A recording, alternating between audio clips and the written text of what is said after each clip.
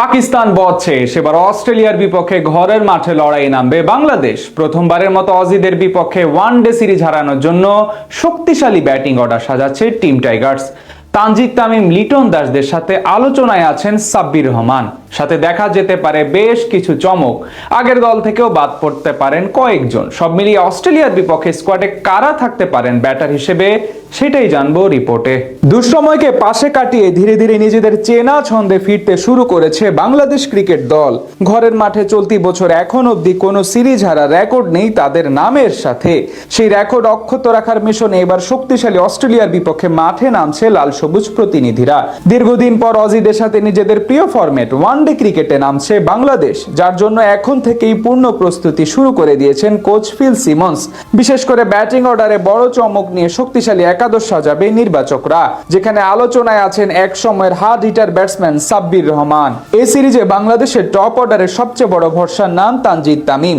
Bat হাতে নিউজিল্যান্ডের বিপক্ষে তেমন ভাবে নিজেকে মেলে ধরতে না পারলেও আগের সিরিজে পাকিস্তানের বিপক্ষে ঠিকই হয়েছিলেন সিরিজের সেরা খেলোয়াড়। তাছাড়া বর্তমানে জাতীয় দলের অন্যতম নির্ভরযোগ্য ব্যাটার তিনি, যেখান থেকে তানজিদ তামিমের উপর নজর এবং দায়িত্ব দুটি বেশি থাকবে। তবে আরেক ডানহাতি সাইফ হাসানকে নিয়ে আছে চিন্তা।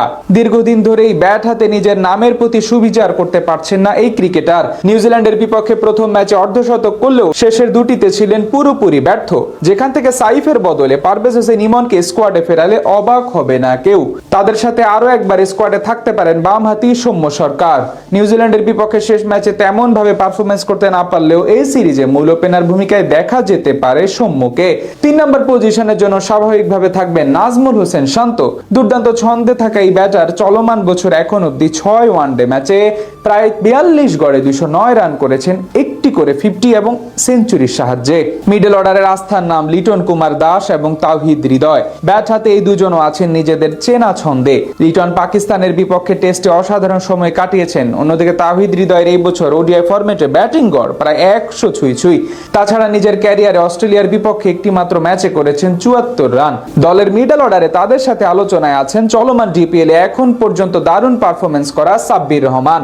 কিছুদিন আগে তিনি নিজেও জাতীয় দলে ফেরার আশা ব্যক্ত করেছেন। তাই দেখার পালা মিডল অর্ডারে তার নাম বিবেচনা করেন কিনা টিম ম্যানেজমেন্ট। এর বাইরে চলমান ডিপিএল এ দারুণ পারফরমেন্স করা মোসাদ্দেক হোসেন সৈকতকে দীর্ঘদিন পর ফেরানো হতে পারে ওয়ানডে স্কোয়াডে। তাকে জায়গা করে দিতে বাদ পড়তে পারেন আফিফ হোসেন ধ্রুব। নিউজিল্যান্ডও এর আগে পাকিস্তান সিরিজে ডাক পেলেও তেমন ভাবে প্রমাণ করতে পারেনি আফিফ, তাই তাকে সরিয়ে সৈকতের উপর আস্থা রাখতে পারে টিম ম্যানেজমেন্ট। সব মিলিয়ে বলা চলে বেশ ভারসাম্যপূর্ণ এক স্কোয়াড এবং ব্যাটিং অর্ডার নিয়েই অস্ট্রেলিয়ার বিপক্ষে দল সাজাতে পারে বাংলাদেশ ক্রিকেট দল।